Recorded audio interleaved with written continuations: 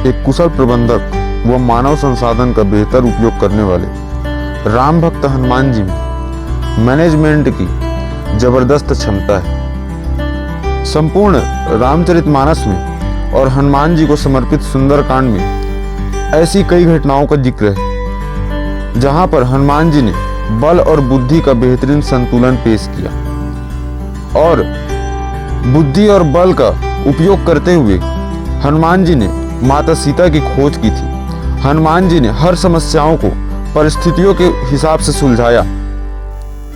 जहां हनुमान जी ने बल का प्रयोग करना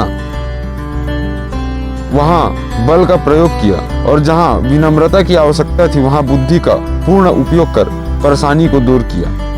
हम जानेंगे हनुमान जी की बातें जिनसे हमारा जीवन आसान बन जाएगा। पहला, विश्राम लक्ष्य मिलने के बाद। हनुमान जी माता सीता को खोजने में जब लंका की तरफ बढ़ रहे थे तब समुद्र ने हनुमान जी से विश्राम करने का आग्रह किया और अपने भीतर रह रहे मैनाक पर्वत को कहा, तुम हनुमान जी को विश्राम करने दो। हनुमान जी विश्राम करने से मना करते हुए निमंत्रण का मान रखते हुए मैनाक पर्वत को छूकर आगे की ओर निकल पड़े।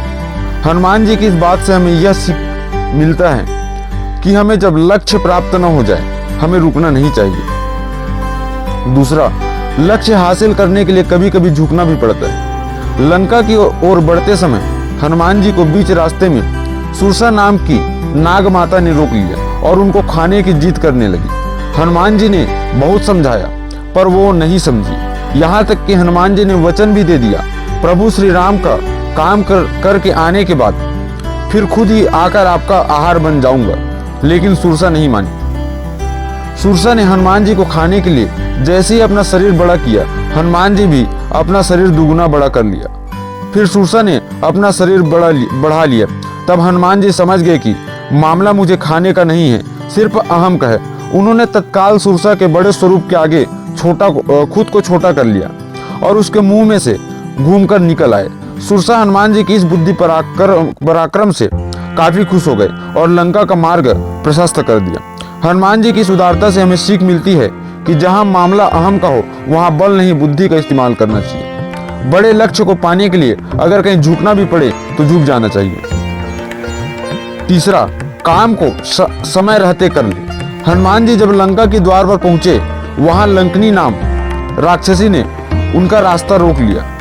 हनुमान जी रात के समय में छोटा रूप लेकर लंका में प्रवेश कर रहे थे। यहाँ परिस्थिति ऐसी थी कि लंका में रात का समय ही चुपके से घुसा जा सकता था। समय कम था, इसलिए उन्होंने लंकनी से कोई वाद विवाद नहीं किया और सीधे उस पर प्रहार किया। लंकनी ने हनुमान जी के लिए तुरंत रास्ता छोड़ दिया। इससे हमें सीख मिलती है कि जब मंजिल के एकदम करीब हो और समय का अभाव हो तो परिस्थितियों को मांग पर बल का प्रयोग करना ही बेहतर है।